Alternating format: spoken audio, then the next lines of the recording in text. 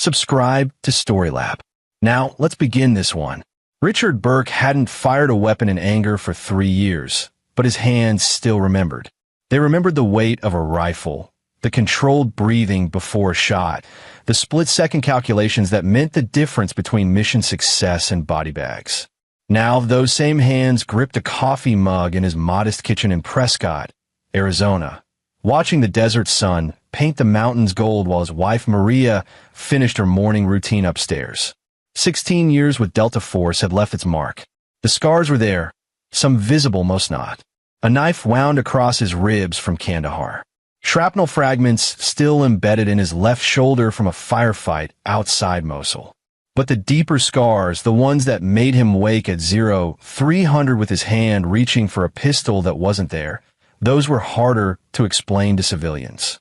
Even Maria, after 12 years of marriage, sometimes caught him staring at empty corners, cataloging exits, assessing threats that didn't exist.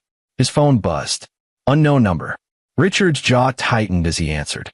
Mr. Burke? This is Carrie Nash, the counselor at Prescott High. We need to discuss your son, Drew. Richard straightened. What happened? I've been working with Drew for the past month, and frankly, I'm concerned. He's becoming withdrawn, his grades are slipping, and yesterday... She paused. Mr. Burke? I asked him directly if he was being bullied. Do you know what he said? Tell me. He said no. But when I pressed him, he just shut down. Your son is pathetic, Mr. Burke. He won't even defend himself. The word hung in the air like a grenade with the pin pulled. Pathetic. Richard's 16-year-old son, the kid who used to climb the tallest trees without fear, who'd hike the Grand Canyon with him at age 12, pathetic. I'll handle it, Richard said, his voice level controlled. There's a parent-teacher conference next week. I strongly suggest. I said I'll handle it. He ended the call. Upstairs, Maria was singing along to the radio, oblivious. Richard pulled up Drew's number, hesitated. His son had been distant lately, spending more time in his room, making excuses to skip family dinners. Richard had attributed it to teenage hormones, the natural pulling away. Now he wondered what he'd missed. The text he sent was simple. Home after practice. We need to talk. Drew didn't respond. Wrestling practice ended at 6. Richard was waiting in the parking lot at 5:45, watching students filter out in small groups. He spotted Drew immediately. The kid walked differently now, shoulders hunched, eyes down. Nothing like the confident boy who'd left for school that morning 2 months ago. Drew saw the truck, and his face went pale. He climbed in without a word. How was practice? Richard asked, pulling out the lot. Fine. Your counselor called today.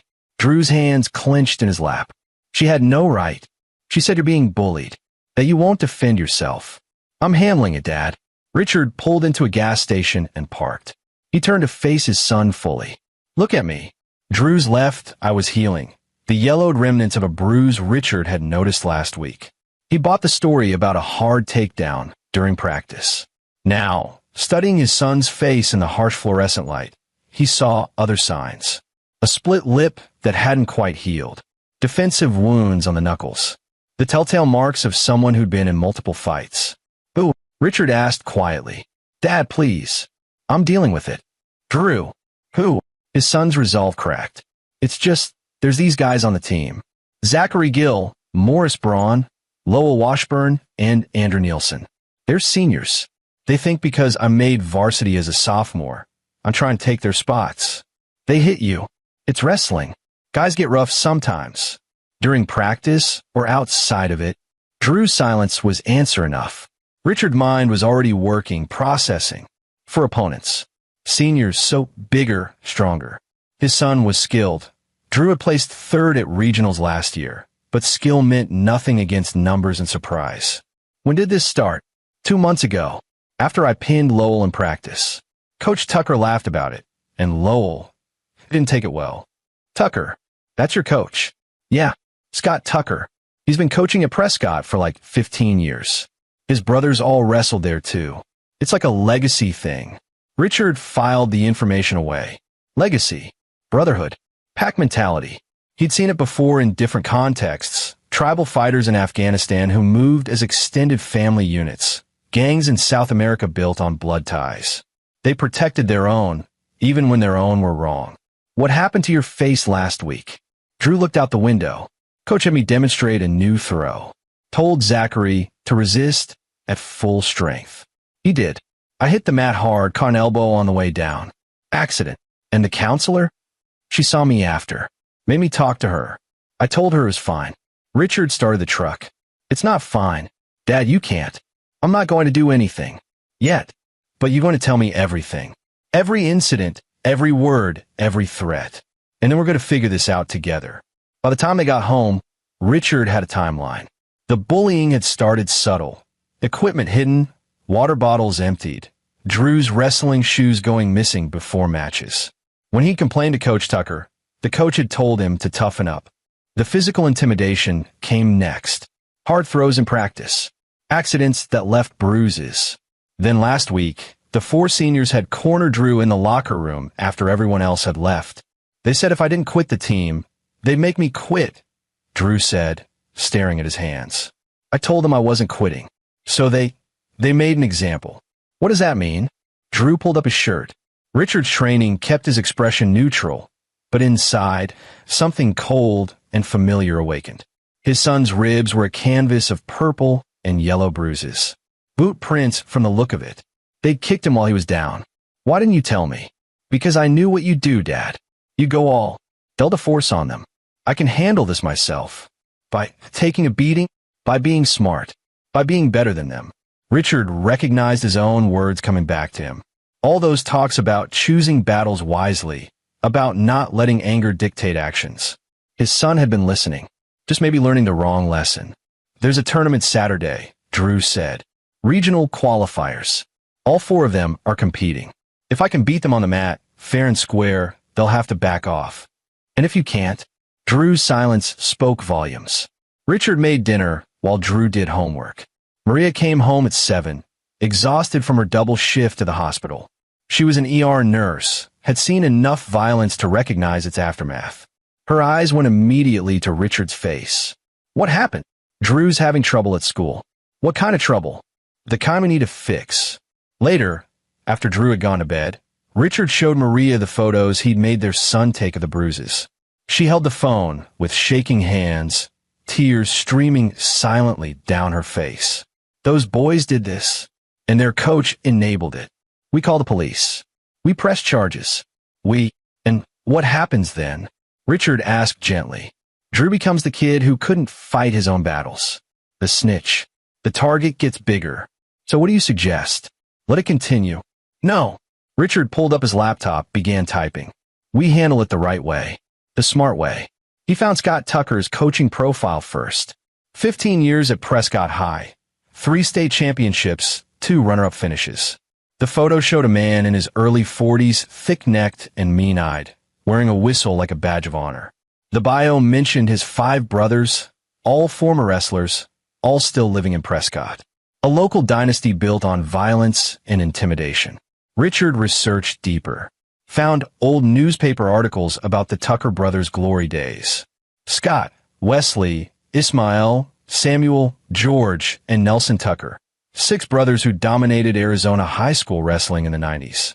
Several arrests for assault after graduation. Bar fights, parking lot brawls, domestic disturbances. The kind of men who peaked in high school and spent the rest of their lives trying to relive it through intimidation. What are you looking for? Maria asked. Leverage. He found it at 2 a.m. An old lawsuit settled out of court from 8 years ago. A former student athlete had accused Scott Tucker of excessive force during practice, resulting in a torn ACL.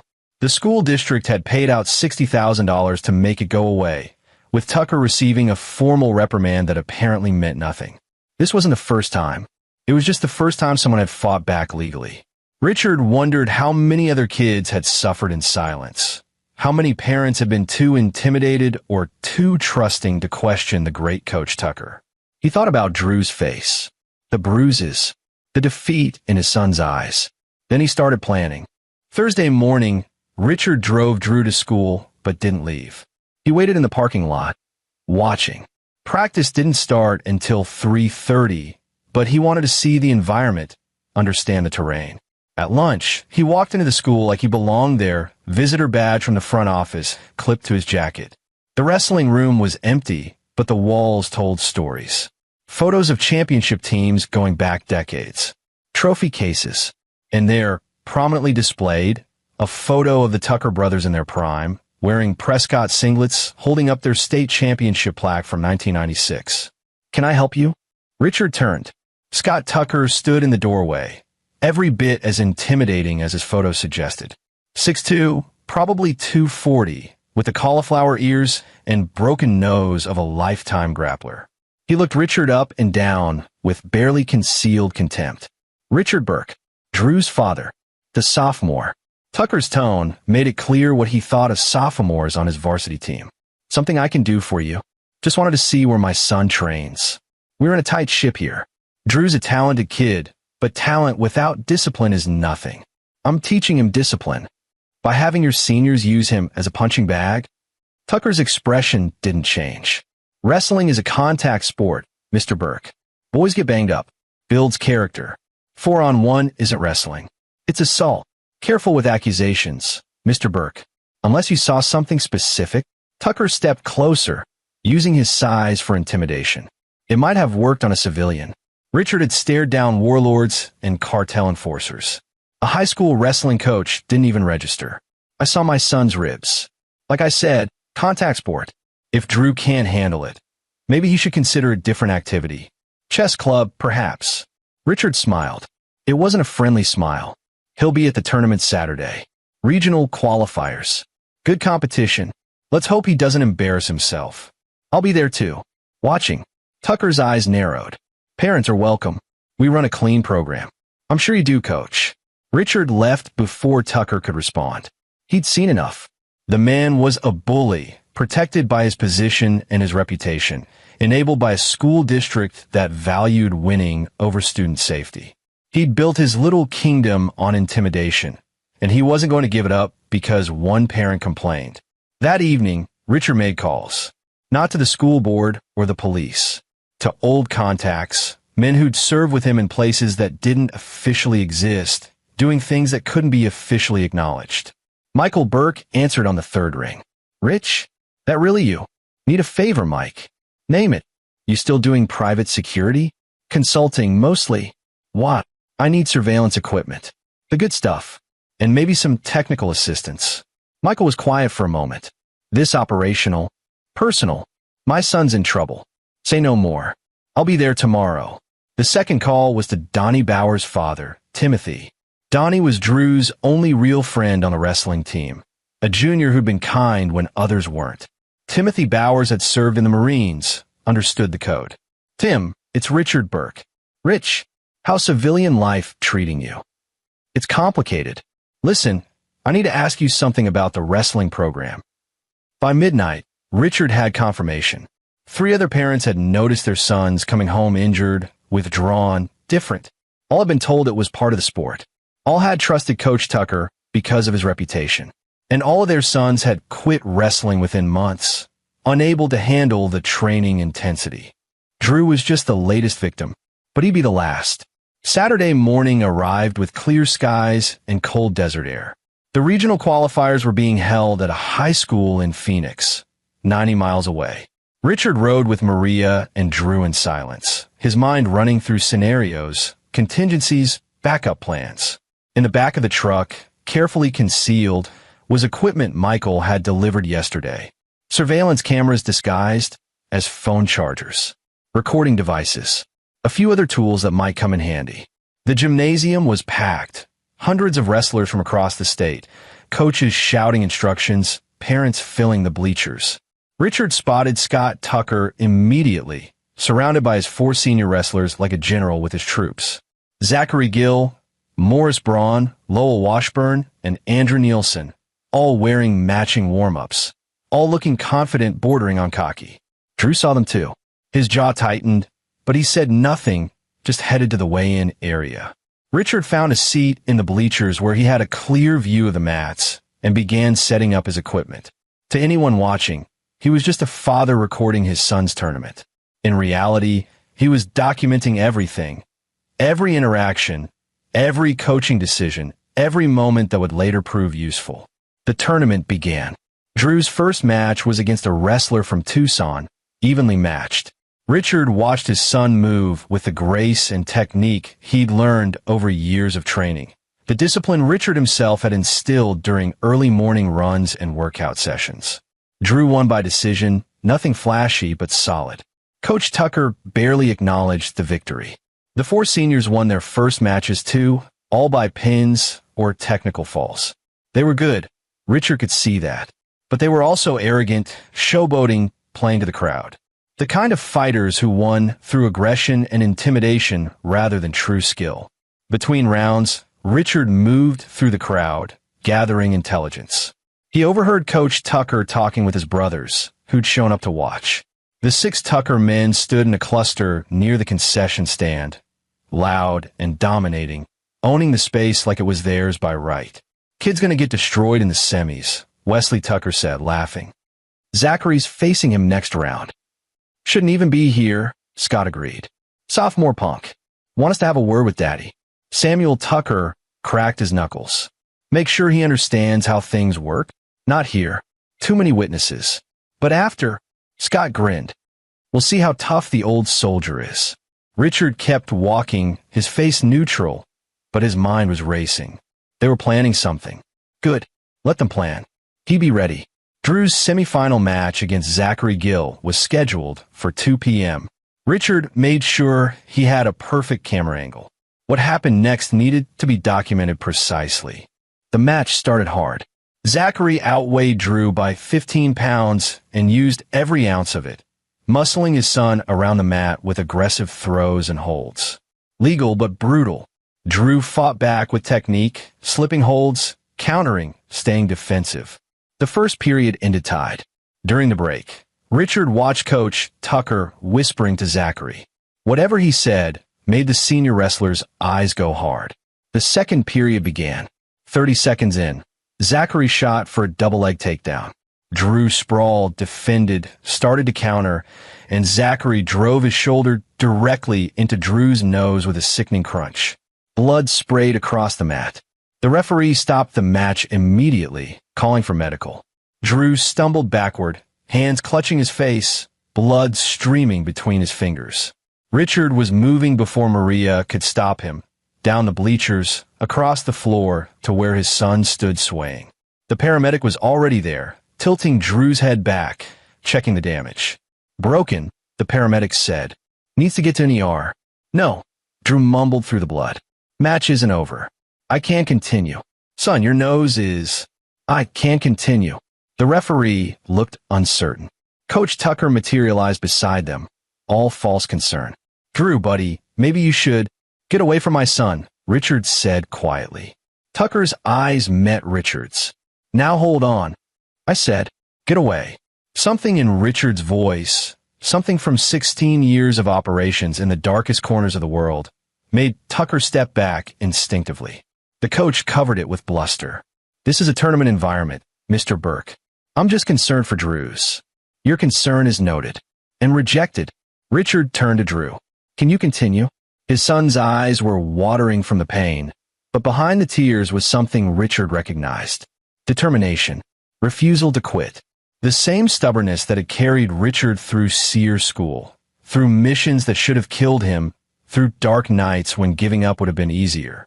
"Yeah," Drew said. "I can't continue." The paramedic packed Drew's nose with gauze, stopped the bleeding enough to satisfy the referee. The match resumed. What Richard watched next made him prouder than any medal ceremony ever had. Drew, half blind from watering eyes, nose broken, breathing through his mouth, fought like a different person. He shot low, taking Zachary down hard. Switched to the back. Locked in a half Nelson. Zachary fought it, but Drew had leverage now, had anger, had 16 years of watching his father and never quit fueling him. The pin came at 4:37 of the second period. The gymnasium erupted. Drew rolled off, stood up, raised one hand while blood still dripped from his nose. Zachary lay on the mat, stunned, defeated by a sophomore he'd been told to destroy. Coach Tucker's face went purple with rage. Richard caught it all on camera. The illegal shoulder strike. Tucker's whispered instructions. The aftermath. Evidence. But he was just getting started. The finals were set. Drew would face Morris Braun at 145 pounds. Andrew Nielsen and Lowell Washburn had advanced to their weight class finals as well. Only Zachary Gill, humiliated by his loss, sat in the team area looking shell-shocked. Richard excused himself to the restroom, but instead went to the parking lot where Michael Burke was waiting in a surveillance van. Got everything? Michael asked. Video, audio, the works. Richard handed over the memory cards.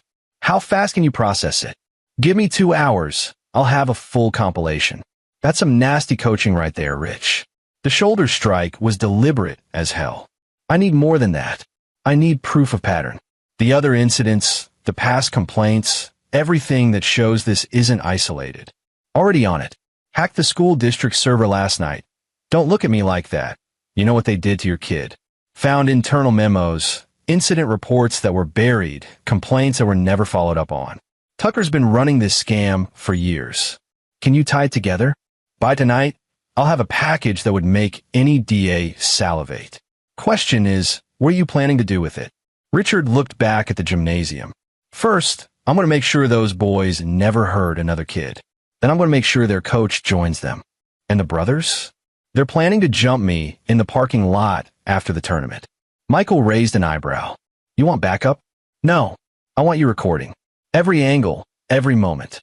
They attack me, I defend myself, and it all goes to the police along with everything else. Rich, there's 6 of them. I've faced worse odds. Richard smiled. Besides, I need them to think they've won. Arrogance makes people sloppy.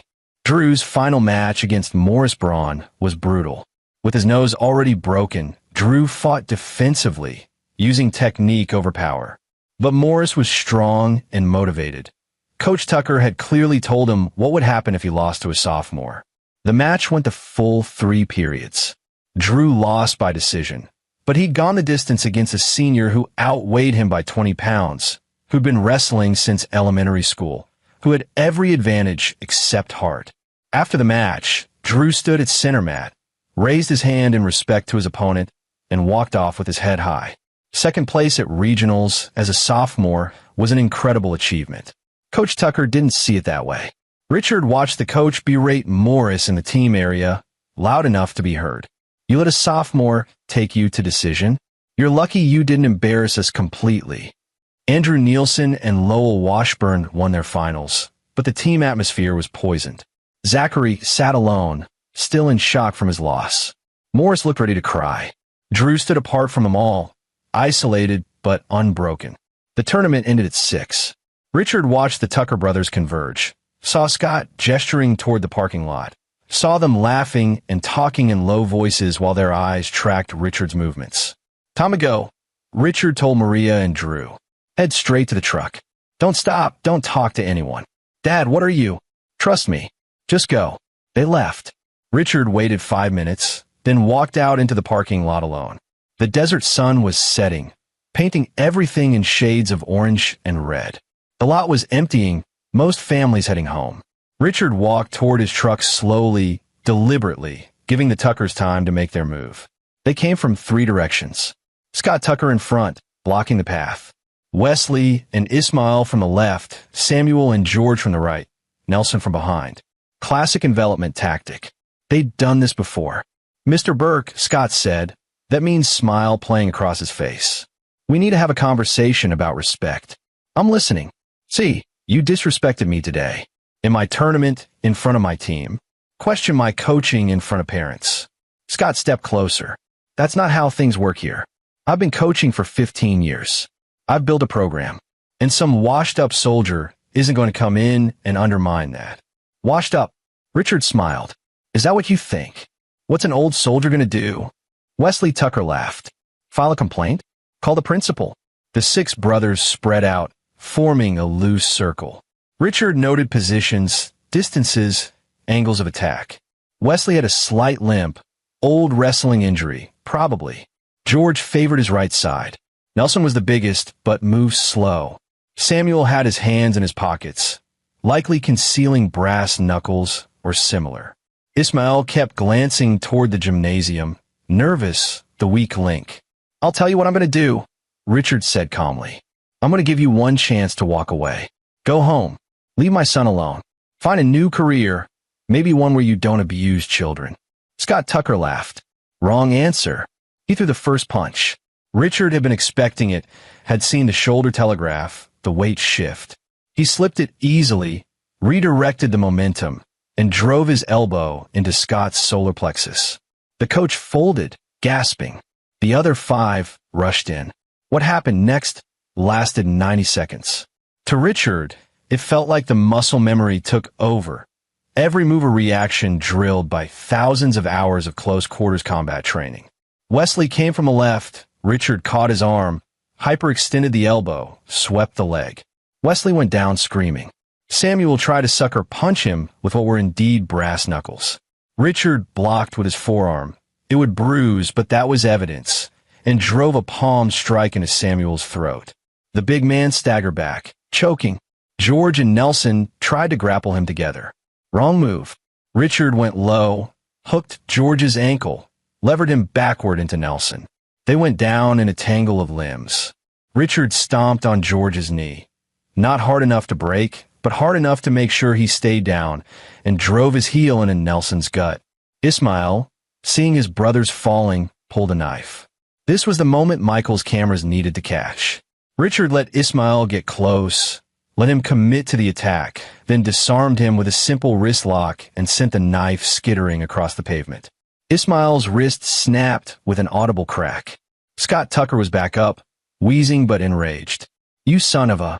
Richard hit him. Once. A straight right hand that had ended fights in Afghan alleyways and Iraqi safe houses. Scott Tucker dropped like a puppet with cut strings. 90 seconds. 6 men. All down. Richard stood in the center of the parking lot, breathing steady, not even winded. Around him, the Tucker brothers moaned and writhed in various states of injury. Nothing permanent.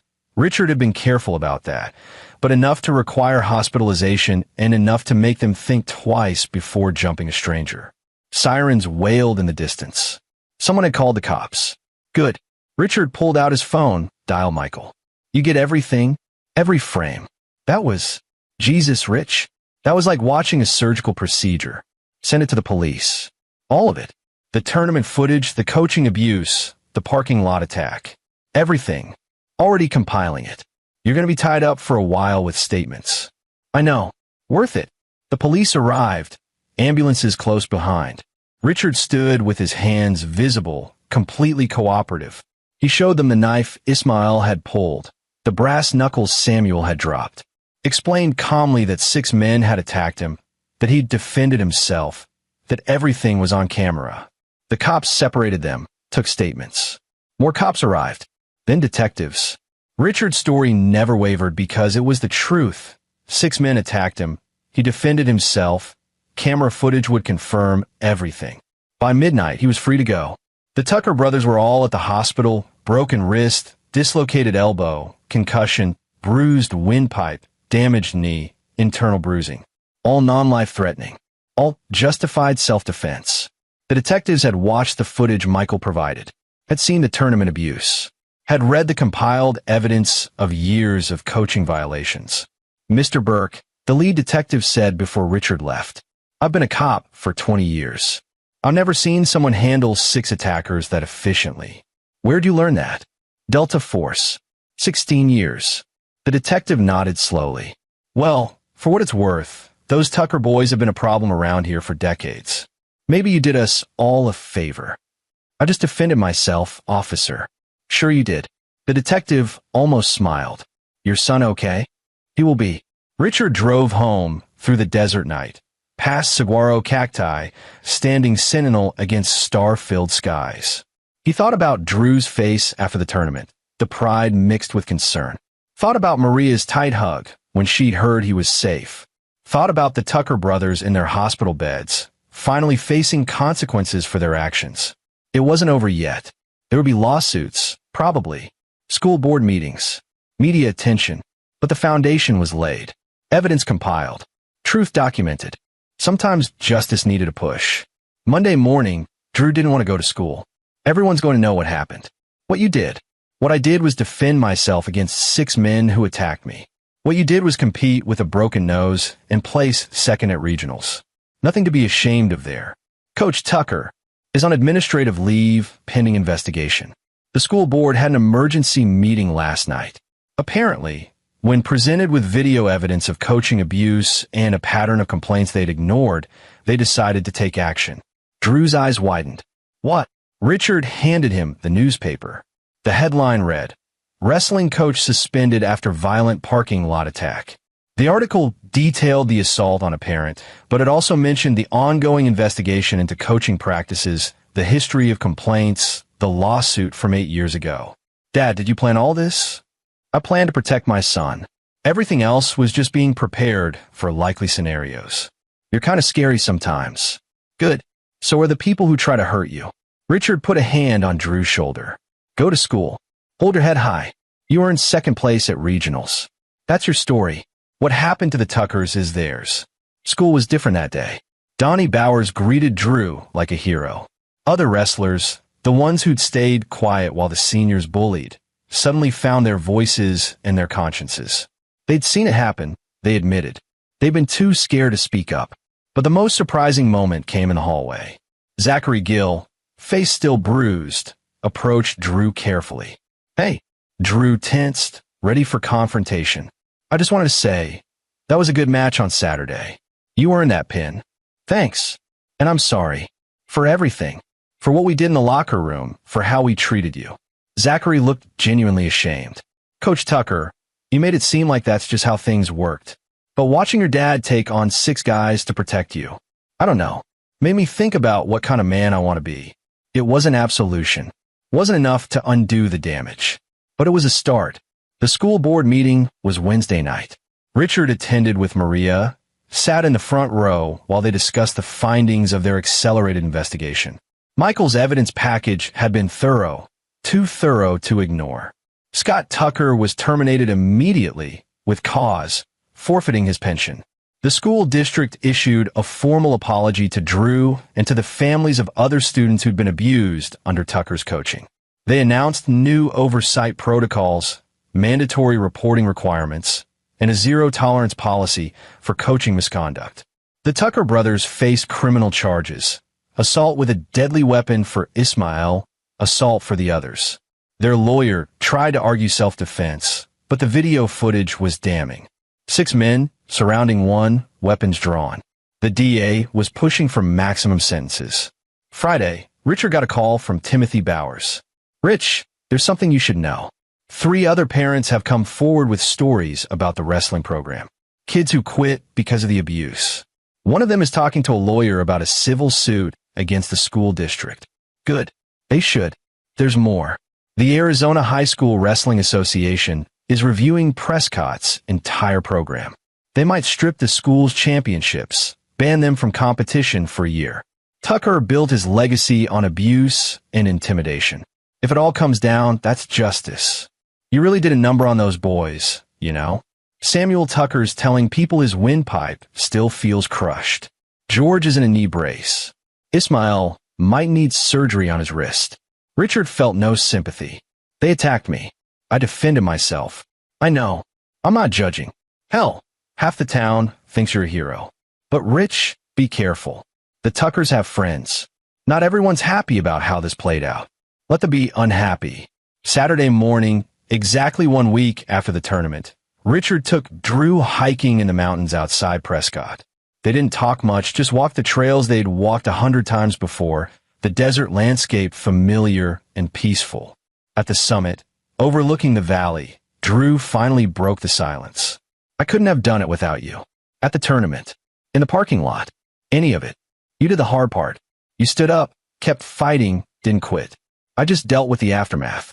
By putting 6 guys in the hospital. By defending myself against 6 guys who were stupid enough to attack a man with 16 years of Delta Force training. Richard smiled. There's a difference. They sat on the rocks, watching hawks circle on thermal currents. Coach Tucker, he made me feel weak. Like I wasn't good enough, wasn't tough enough. like being a sophomore on varsity was some kind of charity he was giving me. You placed second at regionals with a broken nose. How many sophomores do that? Not many. Right. So who's weak? Drew thought about it. I still hate that I needed you to fight my battles. I didn't fight your battles. I fought my own. Those men came after me, attacked me, brought weapons. That was about them wanting to intimidate anyone who threatened their little kingdom. You just happened to be the reason I was there. Richard turned to face his son. But, Drew, here's what you need to understand. Asking for help isn't weakness. Fighting smart instead of fighting angry isn't weakness. You didn't come crying to me. You tried to handle it yourself first. You only told me when I pushed. That takes strength. Dad, can I ask you something? Always. In Delta Force, did you ever have to make hard choices?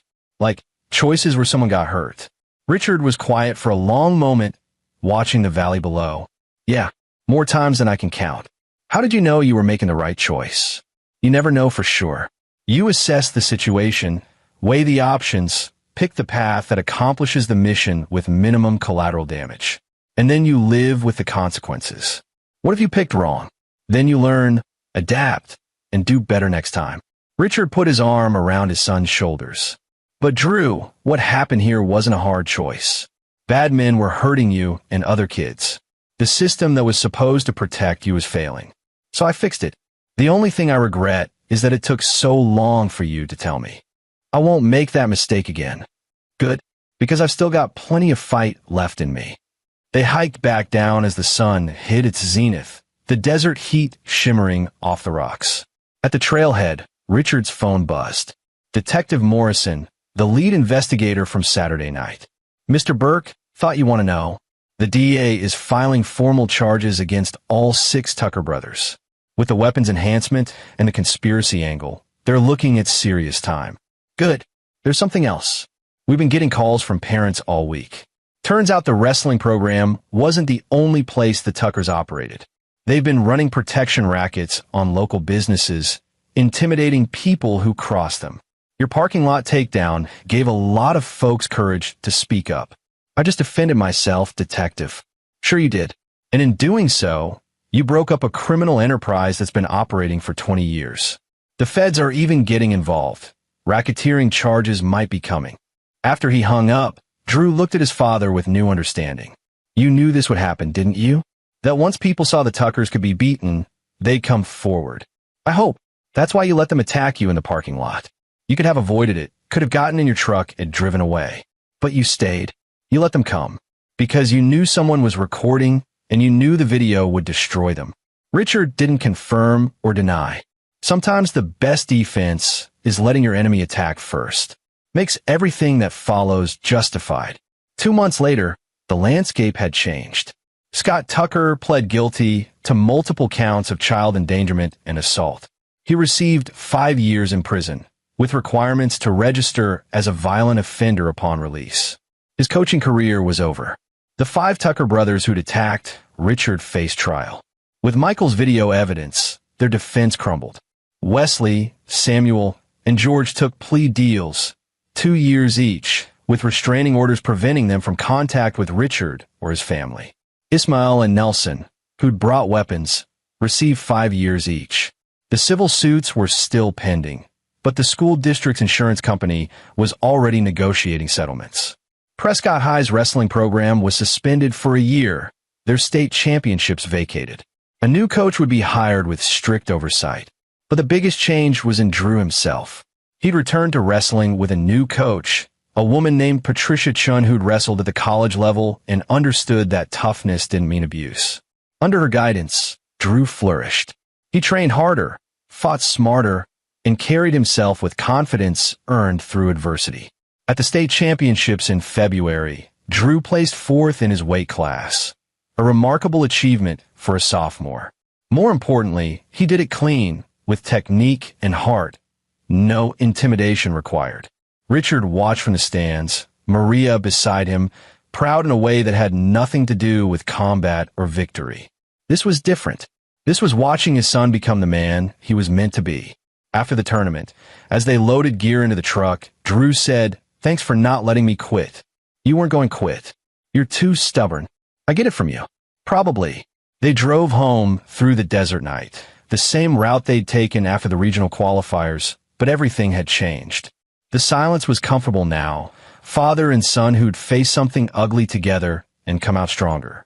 At home, Maria had made Drew's favorite meal, chicken enchiladas and homemade sapapillas.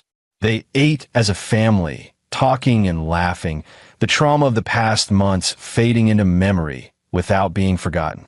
Later, after Drew had gone to bed, Richard sat on the back porch with Maria, watching the stars emerge in the desert sky. "You did the right thing," she said softly. "I know it was extreme, but those boys needed to be stopped. The system should have stopped them years ago. But it didn't. So you did." She leaned against him. "How do you feel about it?" "Really?" Richard thought about the question. Thought about Scott Tucker's face when he realized he'd been outfought, outplanned, outplayed. Thought about 6 brothers lying in a parking lot. Their reign of intimidation ended in 90 seconds. Thought about Drew's smile at the state championships. "I feel like I did my job. Protected my family. Made the world a little safer. No regrets. None." They sat in comfortable silence, the desert night vast and peaceful around them. Somewhere in the distance, a coyote howled. Richard's hand instinctively went to his hip, muscle memory reaching for a weapon that wasn't there. He caught himself, smiled at the reflex. "You'll always be a soldier, won't you?" Maria asked. "Maybe, but I'm learning to be other things too. A father, a husband, a man who can fight battles without bullets. You're pretty good at it." I had good motivation. Inside, Drew's light was still on. Richard could picture him, probably watching wrestling videos, studying technique, planning for next season. The kid who'd been broken and beaten was gone. In his place was someone stronger, someone who'd learned that strength came from standing up, fighting back, and knowing when to ask for help. Richard's phone buzzed. Text from Michael Burke, news out of Prescott. 3 more coaches at other schools suspended after parents came forward. Your parking lot video started something bigger than you thought. Richard showed the message to Maria. "How many kids do you think you helped?" she asked. "I wasn't trying to help everyone. Just Drew. But you did anyway. Maybe. Or maybe you just shown people that monsters could bleed, that systems could be challenged, that standing up was possible. The rest they'd done themselves." 3 months later, in May, Richard received an unexpected visit. Patricia Chun, Drew's new coach, sat in his living room looking nervous. "Mr. Burke, I want to thank you." "For what?" "For exposing what was happening in this program. I was offered the coaching position at Prescott 5 years ago, but I turned it down because I'd heard rumors about Scott Tucker's methods. I thought it was just gossip. But then what you did, the investigation, all of it, it opened my eyes to how bad things really were. You're a good coach. Drew's lucky to have you. I'm trying to do it right. No abuse, no intimidation. Just teaching kids how to be strong and disciplined and good people." She paused. "But I wanted to ask you something. Some of the wrestlers, they're struggling. They were in that program for years, learned all the wrong lessons. A few of them asked if you might be willing to talk to them. Share your perspective on real toughness, real strength." Richard considered. "I'm not a coach." "No, you're better. You're someone who lived it. Someone who fought real battles, not high school wrestling matches. These kids, they need to hear that strength isn't about bullying people weaker than you. It's about protecting people who can't protect themselves." The next week, Richard spoke to the wrestling team. 20 young men, ages 14 to 18, sitting in the wrestling room where photos of the Tucker brothers had been removed. He didn't give them a lecture. Instead, he told them about Delta Force, not the glory or the action, but the discipline, the teamwork, the focus on mission over ego. "You know what makes a good operator?" he asked them. "It's not physical strength, though that helps. It's not even courage, though you need that too. It's the ability to put the mission first, to work as a team, to lift up the people around you, because everyone succeeding is more important than you being the star." Zachary Gill raised his hand. "But what about when you have to fight alone? Like in that parking lot?" Richard met his eyes. "I wasn't alone. I had training, preparation, awareness. But most importantly, I was fighting for something bigger than myself. I was fighting for my son. That's what gave me strength. Coach Tucker always said we had to be tough. That pain made us stronger. Pain is part of growth, sure. But there's a difference between pushing yourself and being abused, between discipline and degradation. Richard walked among them. Every one of you chose wrestling because you wanted to be strong, wanted to challenge yourself. That's good. But strength isn't measured by how much you can hurt others. It's measured by how well you can protect them. After he finished, several wrestlers approached him individually, apologized to Drew, who was sitting in the front row, talked about how they'd known what was happening was wrong, but didn't know how to stop it. One of them was Morris Braun, the senior who'd beaten Drew in the regional finals. I wanted to say I'm sorry. For everything. For going along with it. For not standing up when I should have. Drew shook his hand. We all did what we thought we had to do. Your dad's pretty intense. Yeah, but he's good at being intense for the right reasons. May turned to June. School ended. Drew spent the summer training, running in the desert heat, lifting weights in the garage gym Richard had built. But he also spent time being a teenager, going to movies with Donnie, swimming at the lake, being normal. Richard watched him, proud of the balance. Tough when needed, but not consumed by it. Strong without being harsh. The kind of man the world needed more of. One evening, as they finished a training session, Drew said, "Dad, I've been thinking about after high school. About what I want to do. Yeah, I want to serve. Maybe military, maybe something else. But I want to help people. The way you helped me." Richard felt a surge of pride mixed with fear. The military had given him purpose, identity, brotherhood. It had also given him scars, nightmares, memories he'd never fully shake. Did he want that for his son? But looking at Drew's face, seeing the determination there, he knew the choice wasn't his to make. If that's what you want, I'll support you. But finish high school first. Get your education. And remember, serving doesn't always mean combat. There are a lot of ways to help people. I know. I'm figuring it out. Good. You got time. July brought news that the last of the Tucker brothers had been sentenced. Ismail Tucker, who'd pulled the knife, received the maximum, 8 years with mandatory anger management counseling. The judge's statement was scathing. You six brothers terrorized this community for decades, using fear and violence to maintain dominance. That ends today. Richard didn't attend the sentencing. It was over, finished. His focus was on the future now, not the past. But late that night, alone on the porch, he allowed himself a moment of satisfaction. Justice had been served. Not perfectly, not completely, but enough. The kids who came after Drew would have a better program, a safer environment, coaches who actually cared about their development. And Drew himself had emerged stronger, wiser, more resilient. Mission accomplished. August marked the start of Drew's junior year. The wrestling season wouldn't begin until November, but the team was already training under Coach Chen's guidance. The culture had shifted entirely. Instead of intimidation, there was encouragement. Instead of hazing, there was mentorship.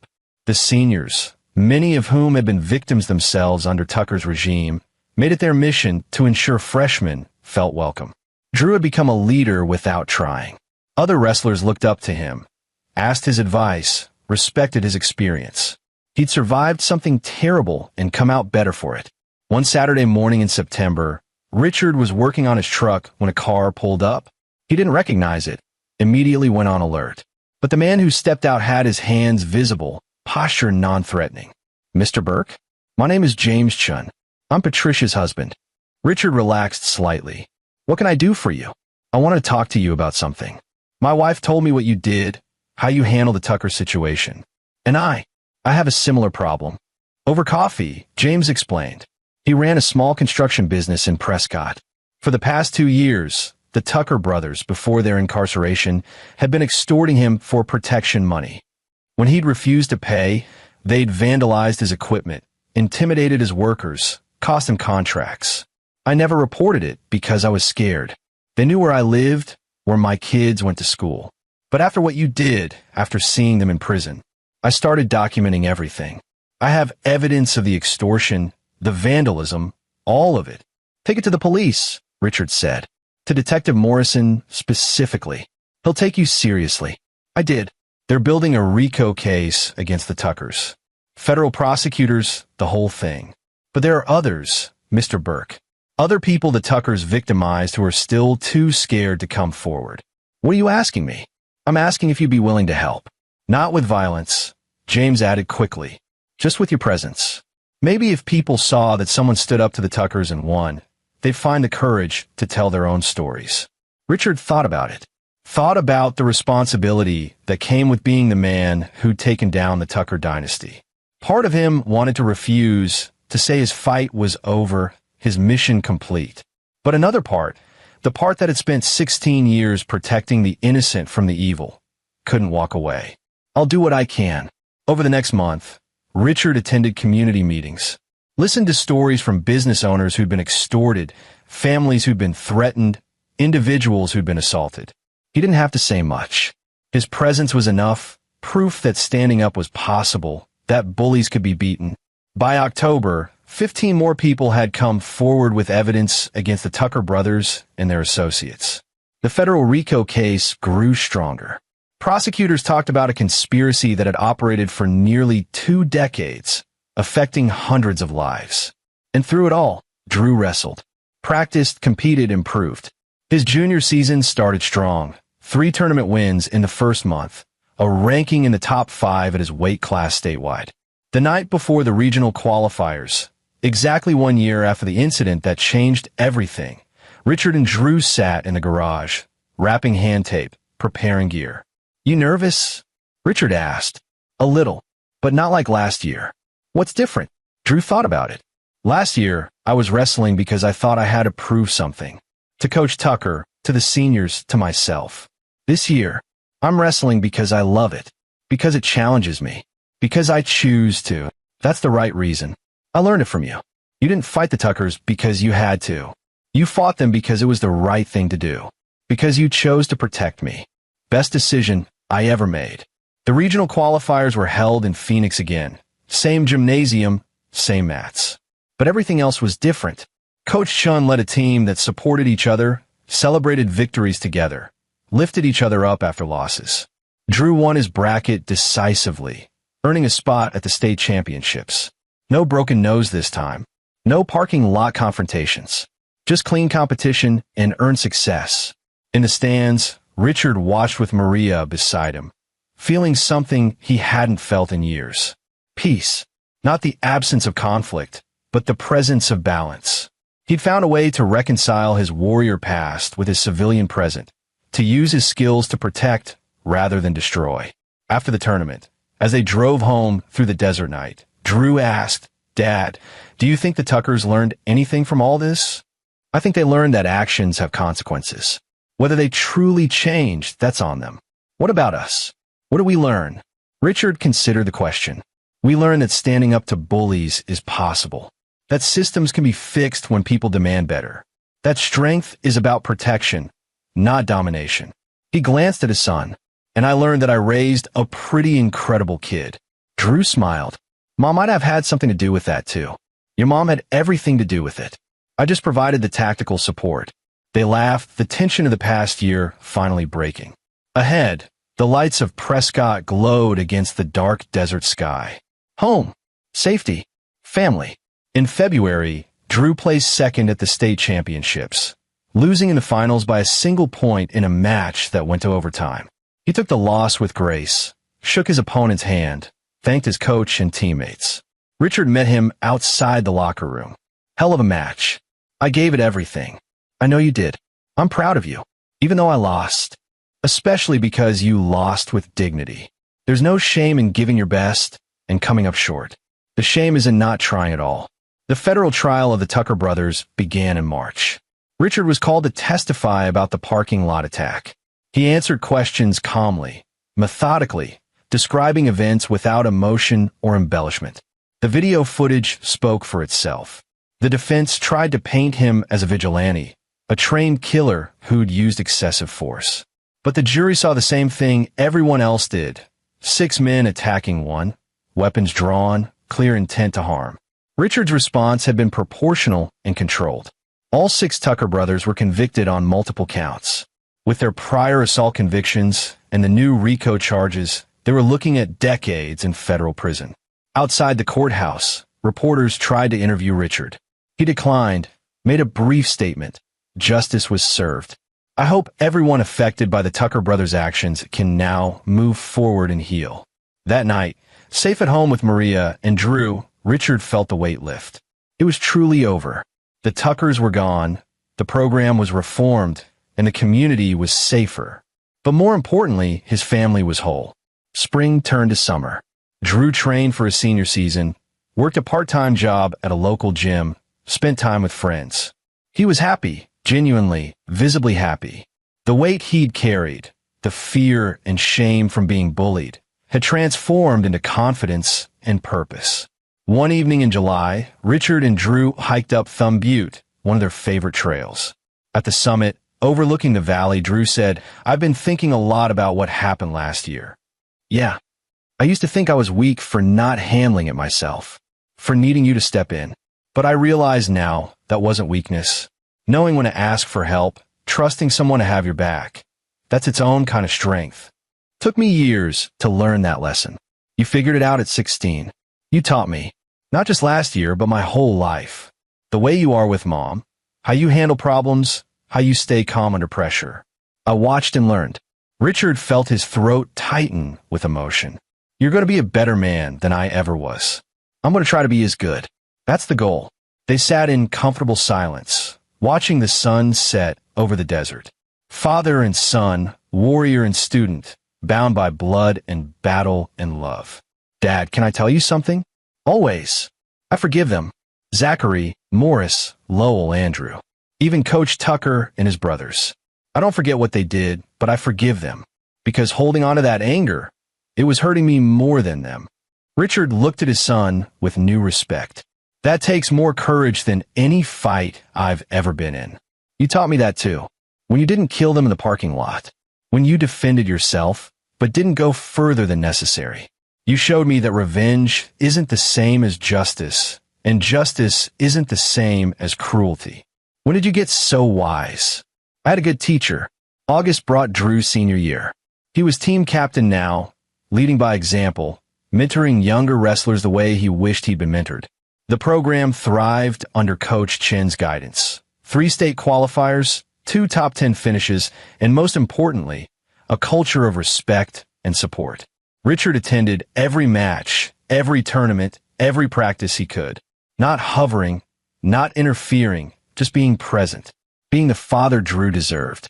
In November, college scouts started showing up. Drew had scholarship offers from 3 universities, all with strong wrestling programs and good academics. He was deciding between Arizona State, Northern Arizona, and a small school in Colorado that had a great engineering program. "What do you think?"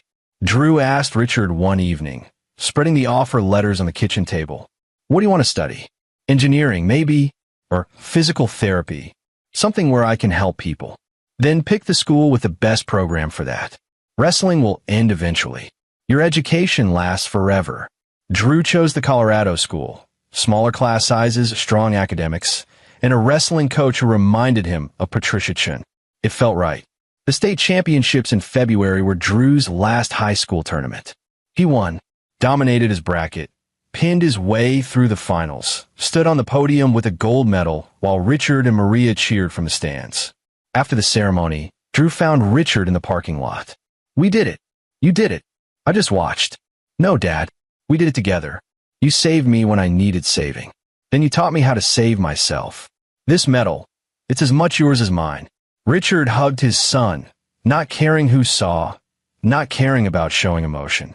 This moment, this victory earned through pain and struggle and growth, meant more than any medal he'd received in 16 years of service.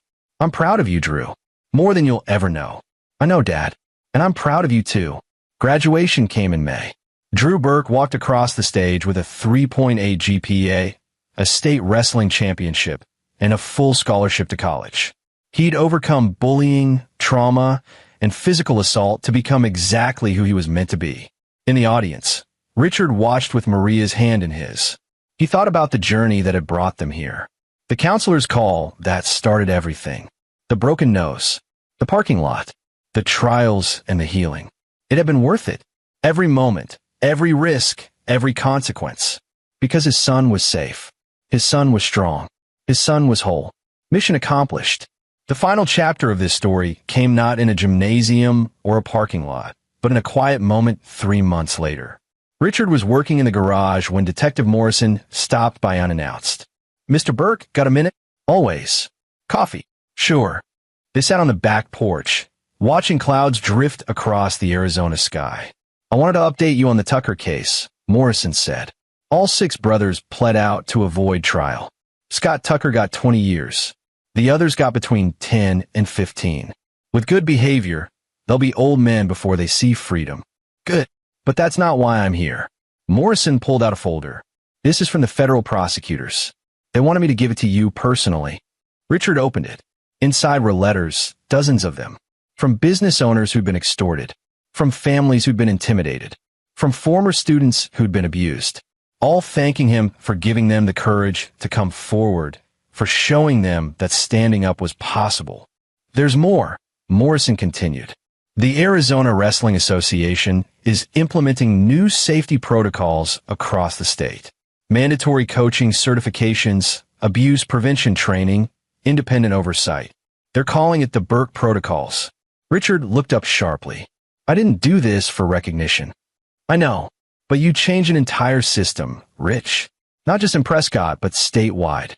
Maybe nationally. Other states are looking at adopting similar measures. You save a lot of kids who don't even know you exist yet." After Morrison left, Richard sat with the letters, reading each one carefully.